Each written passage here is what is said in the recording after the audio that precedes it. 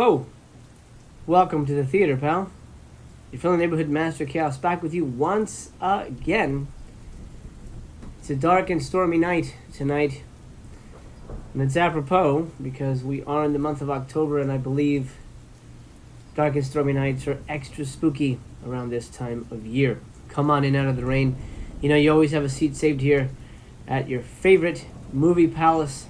I thought we'd do something special for the month of October and focus on not necessarily a label, but a production company that's known for producing some of the most amazing and memorable gothic horrors of all time. Why don't we dive balls deep into the weird, wild, spooky world of Hammer horror?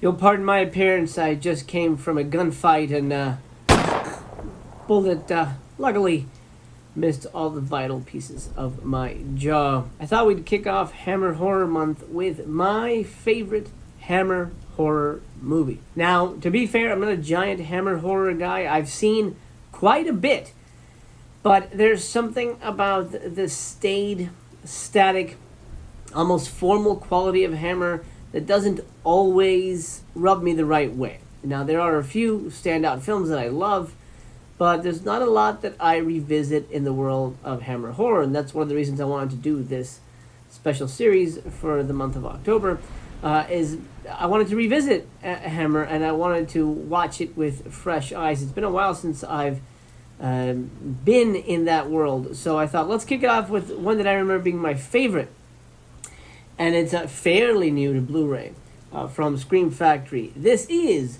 The Plague of the Zombies.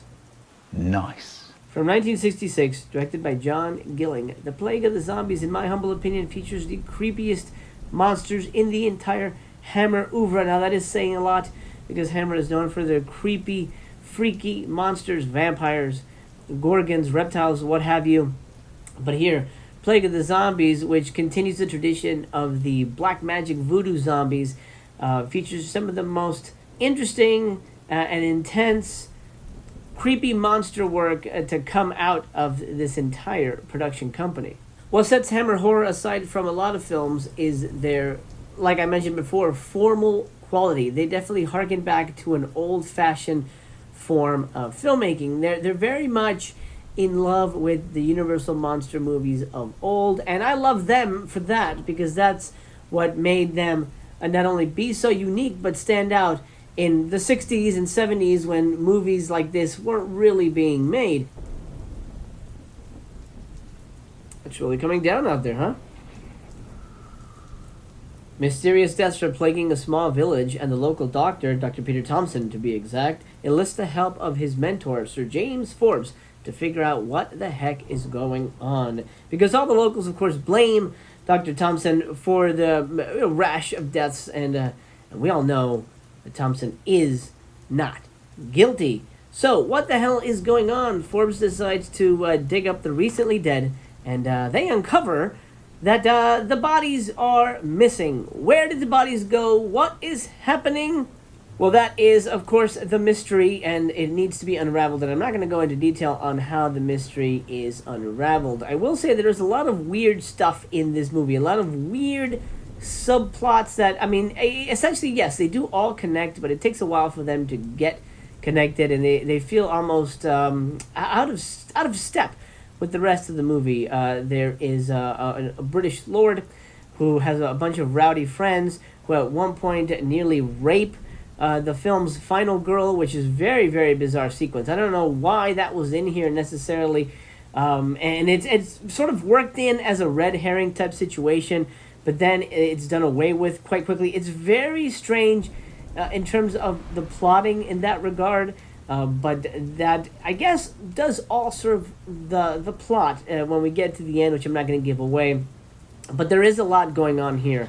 Mysterious villagers, a mysterious, land baron, owner type guy, an unused tin mine, and of course the titular zombies. Rewatching it now, I realize that the zombies aren't really in it that much. There's one amazing stand-out dream nightmare sequence where the zombies come out of the grave, and I remember that quite clearly from my initial viewing. Fantastic sequence, but you don't really get to see the zombies. They're hinted at in the beginning, and then you get a little bit of them in the middle, and then you really pay the zombies off at the end. But the film, in my opinion, never really flags and never shows signs of wear, which is good for the audience because it really rockets toward a pretty interesting finale. Something out of Temple of Doom in a way. 4 stars. Plague of the Zombies gets 4 stars from your friendly neighborhood master of chaos.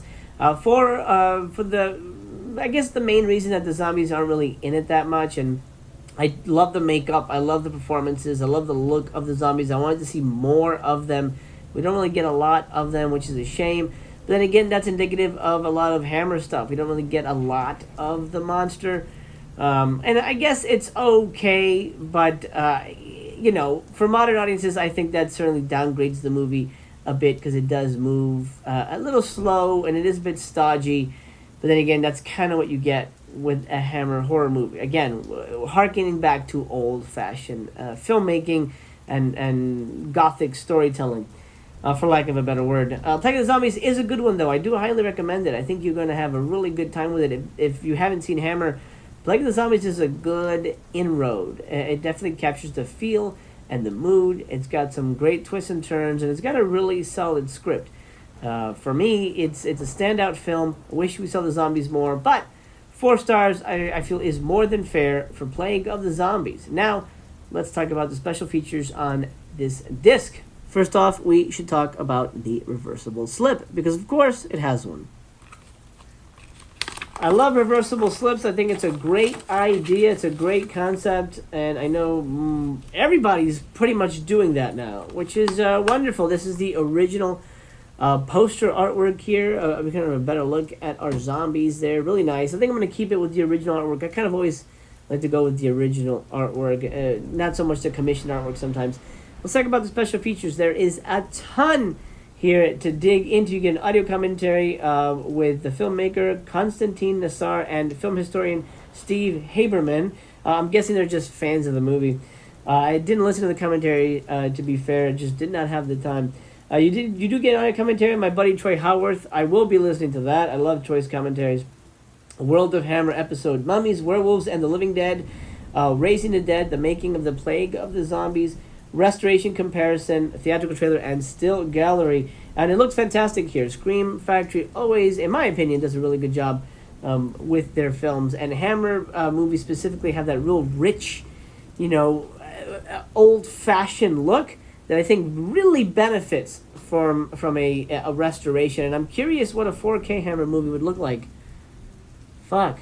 I don't know if that exists yet. I'll have to look into that. A 4K Hammer would be kind of breathtaking. But Plague of the Zombies is itself a breathtaking movie, and I think you're gonna dig it, pal.